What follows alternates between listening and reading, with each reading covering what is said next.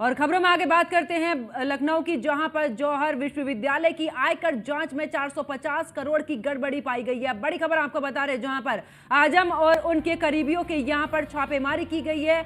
CPWD की जांच में करीब 450 करोड़ की गड़बड़ी सामने आई है। जौहर ट्रस्ट ने 46 करोड़ रुपए खर्च होने का दावा किया था, लेकिन आयकर विभाग ने अब अपनी रिपोर्ट ईडी को सौंपी है। तो बड़ी खबर आपको बता रहे हैं जौहर विश्वविद्यालय से जुड़ी, जिसको लेकर अब अगर बात की जाए तो इस दौरान आजम खान और उनके करीबियों पर इस दौरान छापेमारी भी की गई है और आयकर विभाग ने अब अपनी रिपोर्ट ईडी को सौंपी है। इस वक्त की बड़ी खबर लखनऊ से बता रहे, जहां पर जौहर विश्वविद्यालय की आयकर जांच में 450 करोड़ की गड़बड़ी मिली है, जहां पर आजम और उनके करीबियों के यहां पर छापेमारी की गई थी, जिसके बाद इतनी बड़ी गड़बड़ी सामने आई है। सीपीडब्ल्यूडी की जांच में करीब 450 करोड़ की गड़बड़ी सामने आई है। इतना ही नहीं, जौहर ट्रस्ट ने 46 करोड़ रुपए खर्च होने का दावा किया था, लेकिन 450 करोड़ की ये गड़बड़ी सामने आई है।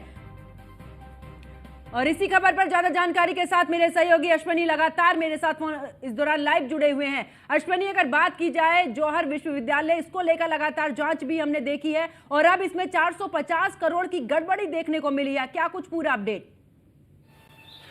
बिल्कुल, जौहर विश्वविद्यालय का जो भूत था वो कहीं ना कहीं अब आजम खान का पीछा लगातार कर रहा है। आजम खान ने जितना बड़ा भ्रष्टाचार जौहर विश्वविद्यालय में किया, धीरे धीरे परत दर परत उसकी अब जो है परतें खुलती जा रही हैं।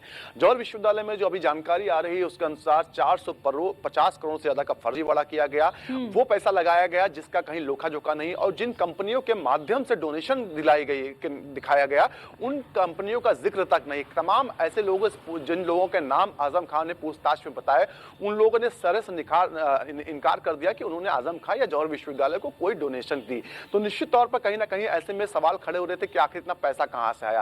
इनकम टैक्स ने टैक्स चोरी का जब मामला पकड़ा, उसमें जांच शुरू की तो बताया गया कि 46 करोड़ की लागत से जो है जौहर विश्वविद्यालय बनकर तैयार हुआ। लेकिन जब जांचें शुरू हुई तो पता चला कि इसकी लागत 494 करोड़ थी। तो एक बड़ा फर्जीवाड़ा इसमें आया निकल के।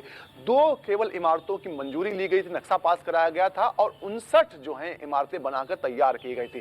तो निश्चित तौर पर कहीं ना कहीं ईडी जो इनकम टैक्स है उसने अपनी बाकायदा पूरी रिपोर्ट बना के ईडी को सौंप दी है। फेमा एक्ट के तहत जो है केस दर्ज किया गया है और अब आजम खान से और सख्ती के साथ पूछताछ की जाएगी कि आखिर इतना पैसा कहां से आया। हालांकि तमाम सरकारी विभागों ने भी जौहर विश्वविद्यालय में पैसा दिया था तमाम अलग अलग परियोजनाओं के नाम पर, जिसमें जल निगम शामिल है, नगर निगम शामिल, तमाम अन्य विभाग शामिल।